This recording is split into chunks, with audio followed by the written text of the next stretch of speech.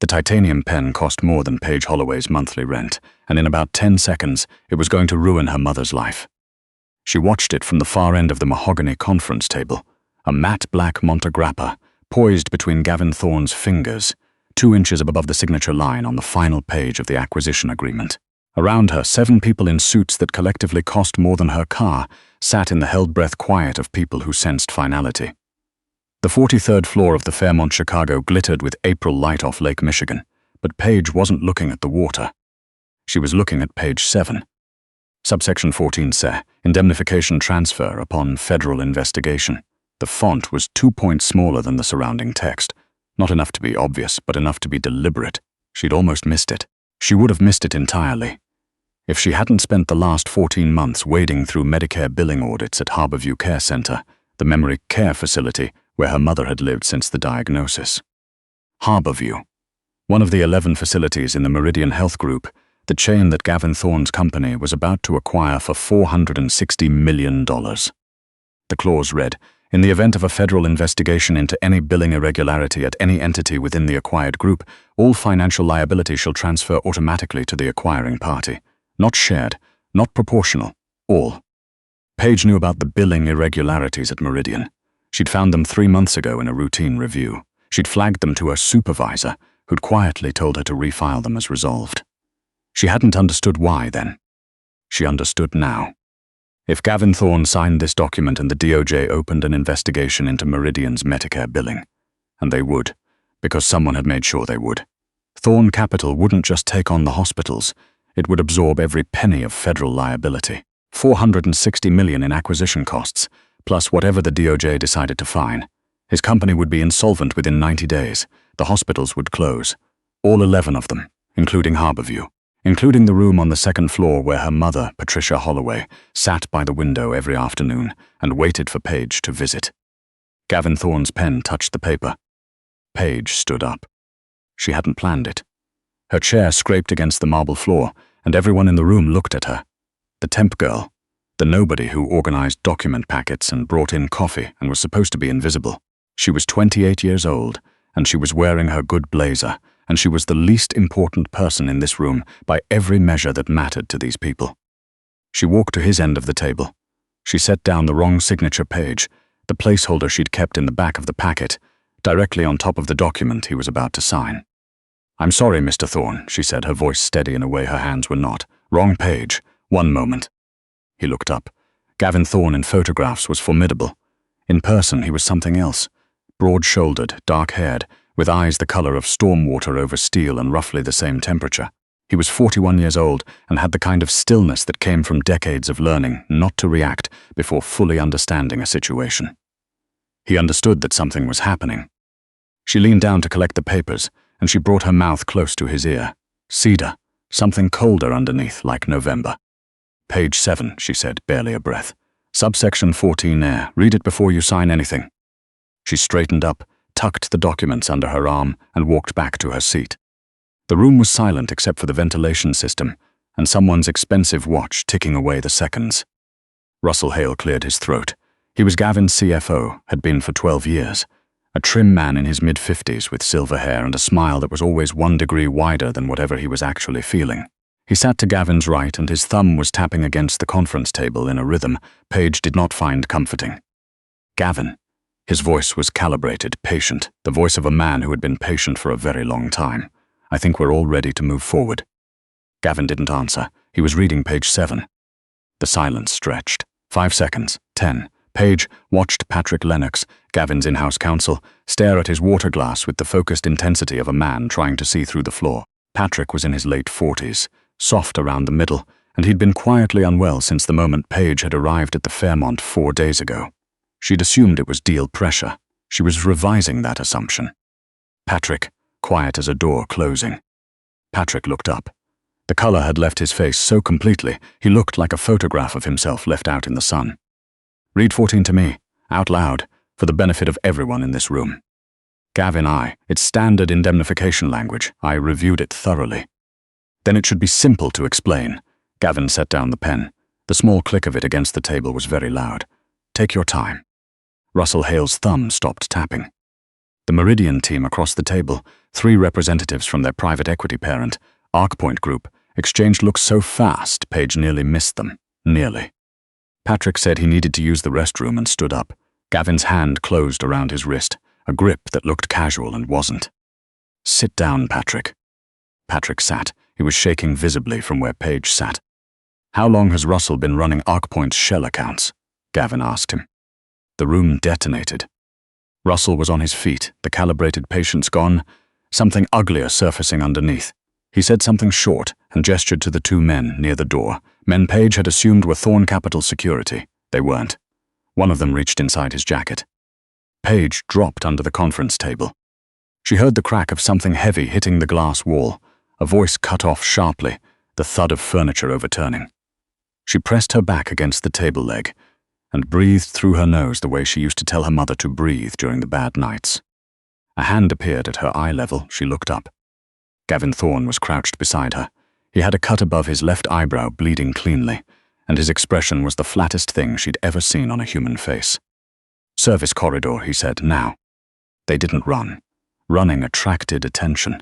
He moved fast and quiet, and she stayed right behind him, and they were through the fire door at the end of the hall before anyone in the conference room had finished reorganizing. The service corridor smelled of industrial cleaner and old carpet, a different world from the marble and glass. 43 floors of stairs in heels. Her left ankle started complaining around the 32nd floor. She didn't stop. Gavin didn't look back to check on her, which she found simultaneously irritating and oddly clarifying. She decided to keep up. They came out in the loading dock. A grey sedan was already idling there. A woman behind the wheel who looked at Gavin and nodded once. No questions, no expression. "Miriam works for me," Gavin said as they got in. Miriam drove them south through the loop without a word. Paige sat very straight and tried to stop replaying Russell Hale's expression, that specific moment when the patience broke and something worse showed underneath. She'd seen a version of that look before, on her mother's former landlord, the month they couldn't make rent after the diagnosis. On her supervisor, when she'd flagged the billing irregularities and he'd looked at her like she'd made a mistake more fundamental than arithmetic. The look of a man who'd decided she was a problem to be managed. Gavin handed her a folded handkerchief. She looked at it, confused. "Your hand," he said. She looked down. Her right palm was cut, shallow from the table edge when she'd dropped. She hadn't felt it.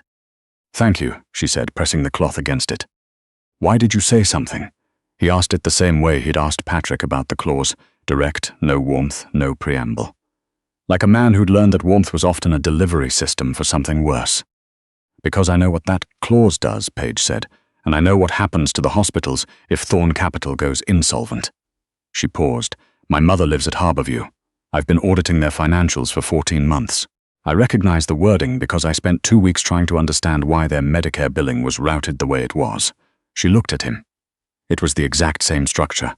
Federal indemnity transfer. Victor Hale built this the same way someone built the trap that took down my mother's care facility's former operator 3 years ago. I've seen what that kind of clause does when it triggers. Gavin was quiet. He watched Chicago moving past the window. Wacker Drive, the river, the grid of streets she'd grown up navigating. "Patricia Holloway," he said, "memory care, 2nd floor." She stared at him. "I know every patient in every facility in the Meridian Group," he said. 8 months of due diligence. I know their staff names, their billing cycles, their inspection records." He turned to look at her directly. "I didn't know about 14 Re. I need to understand how that happened." "Russell owns ArcPoint," Paige said, "or controls it, through a chain of holding companies. 3 of the shell accounts that handle Meridian's billing flow through a parent LLC registered in Delaware that traces back to a trust Russell established in 2019. She held his gaze. "He didn't just let you walk into this. He built the whole thing." Miriam drove them to Lincoln Park, to an underground garage beneath a narrow townhouse on a quiet street. The interior was nothing like what Paige had pictured from his Bloomberg profiles. No penthouse glass, no statement furniture. Dark wood floors, floor-to-ceiling bookshelves, a kitchen that smelled of real coffee, a small pot of rosemary on the windowsill above the sink. She noted it the way she noted everything, automatically. The billing auditor's instinct to catalog details that other people's eyes slid past. He poured bourbon without asking. She drank it. They sat, she in the leather chair, he on the edge of the coffee table, elbows on his knees, and he said, "Tell me about Harborview." She told him. her mother's diagnosis at 62, the way early-onset Parkinson's moved faster than the books said it would, the memory care unit, the 401NA. Her father had left her that was almost gone. The $22 an hour temp contract that had seemed like a lifeline.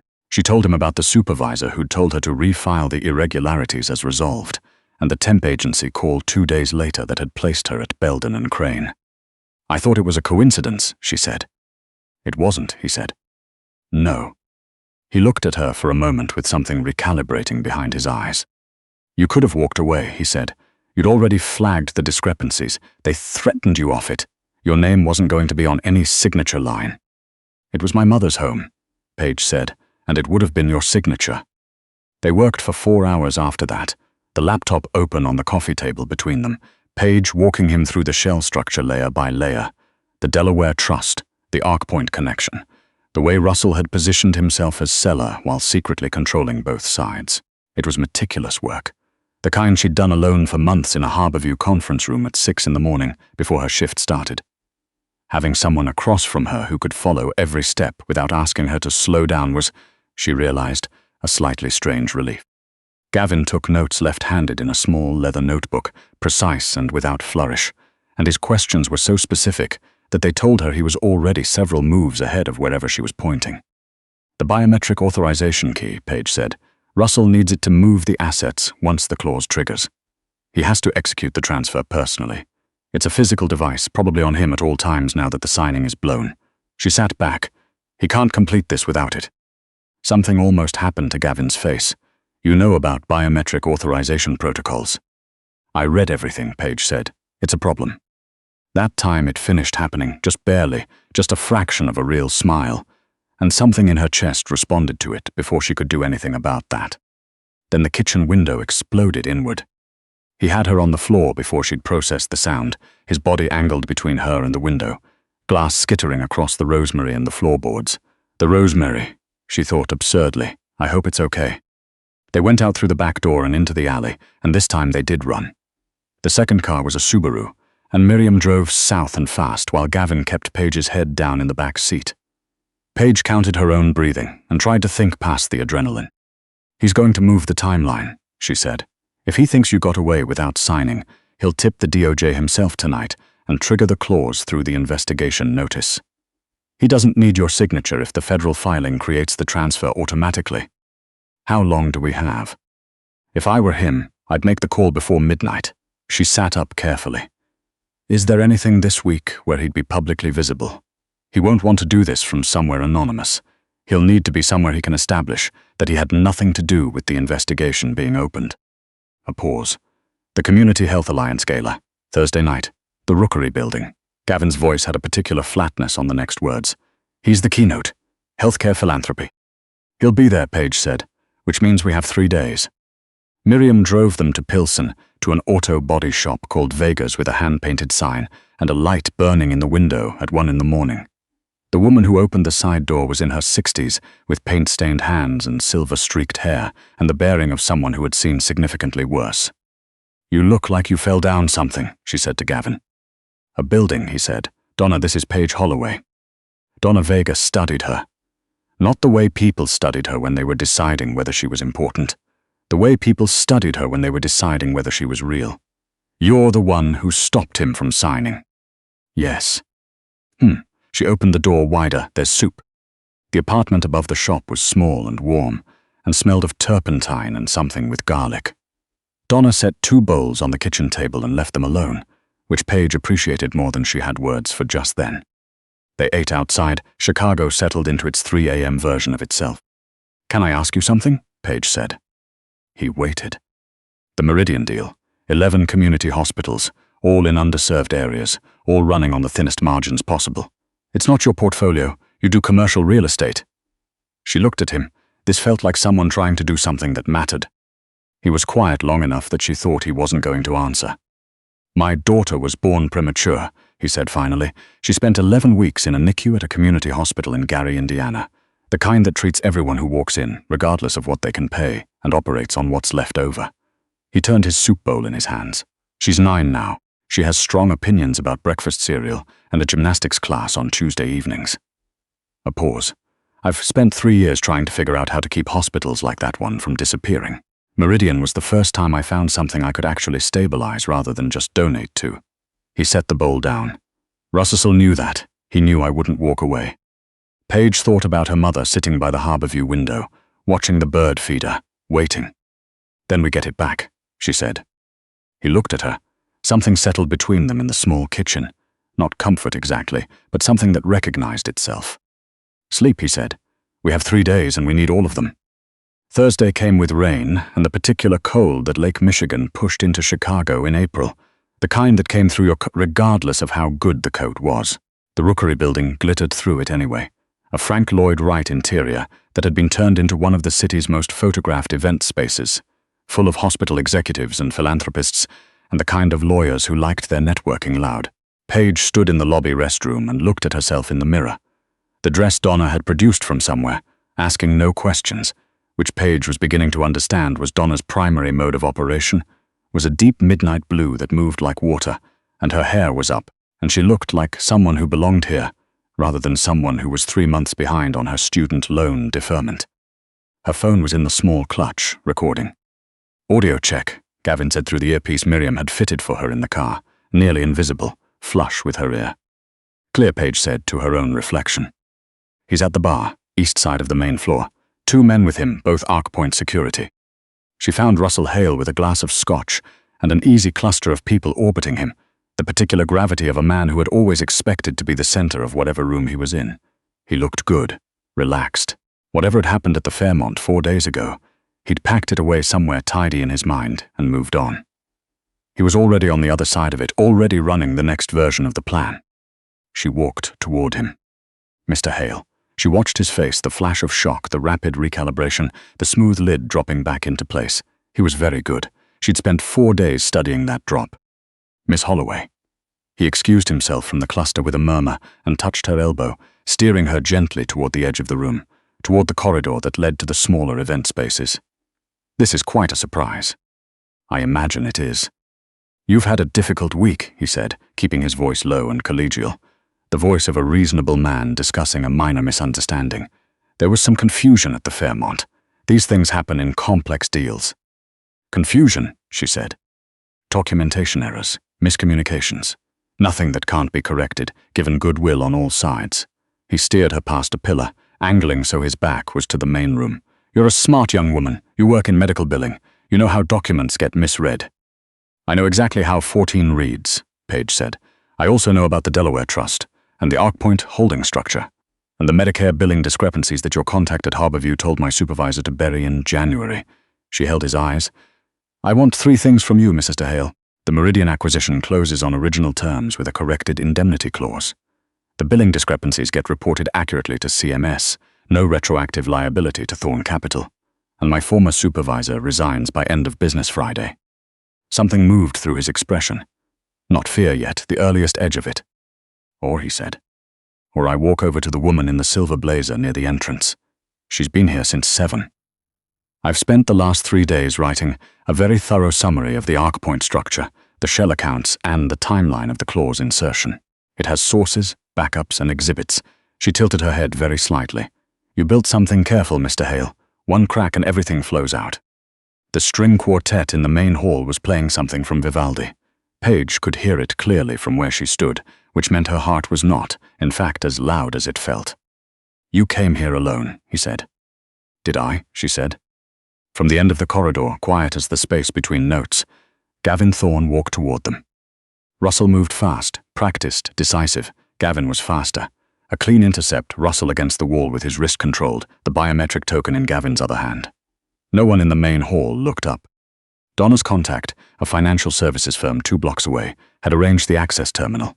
Paige was there and back in 12 minutes. The asset transfer took 4 keystrokes. The Meridian billing discrepancies went to CMS at 9:47 p.m. The corrected acquisition agreement, 14 struck, replaced with standard proportional language, filed electronically at 9:52. At 9:53, Russell Hale's phone began to ring. He looked at the screen. He kept looking at it. He didn't answer. "The banks," Gavin said. "And his lenders," Paige said. "The trust accounts are frozen pending the CMS filing. His Arc-Point shares transfer to receivership." The woman in the silver blazer appeared at the end of the corridor. Gavin raised his hands, slowly, calmly. He looked at Paige across the narrow hall. "Trust me," he said. She did. 7 months later, the Russell Hale verdict came down on a Wednesday morning. Guilty on federal fraud, tax evasion, and conspiracy, and the gallery made a sound like wind moving through a building. Paige watched from the back row. Russell was smaller than she remembered from the rookery corridor. They let him out in the kind of quiet that follows decisions that can't be undone. She was at Harborview by noon. Gavin was already there, sitting in the second-floor common room, across from a woman in a pale blue cardigan who was watching the birds at the feeder outside the window. Her mother's hands were still in her lap, and her profile was Paige's own profile, older and quieter the way a house looks in winter.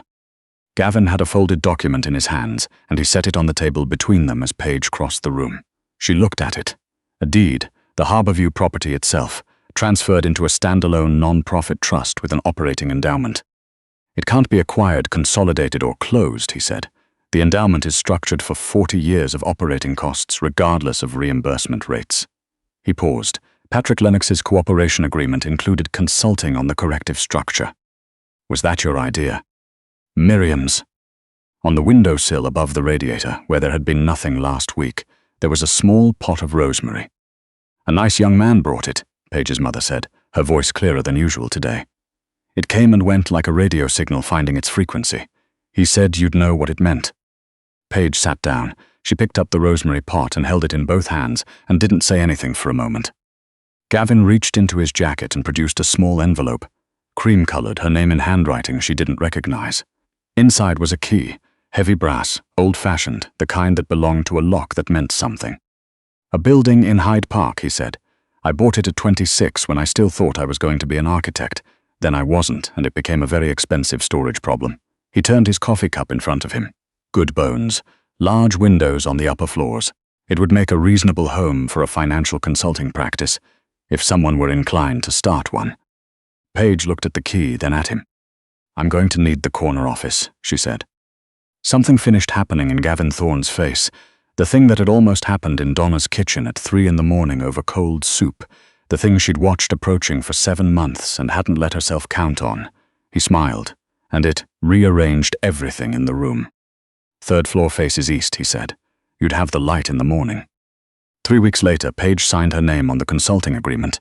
Slowly, every word already read, twice, because that was who she was, and she wasn't going to apologize for it. She set down the pen and looked across the desk at Gavin, who was watching her with the particular stillness she'd stopped finding cold sometime around the 2nd week. The way you stop noticing the weight of a coat once it fits. "It's correct," she said. "I know," he said. "I checked."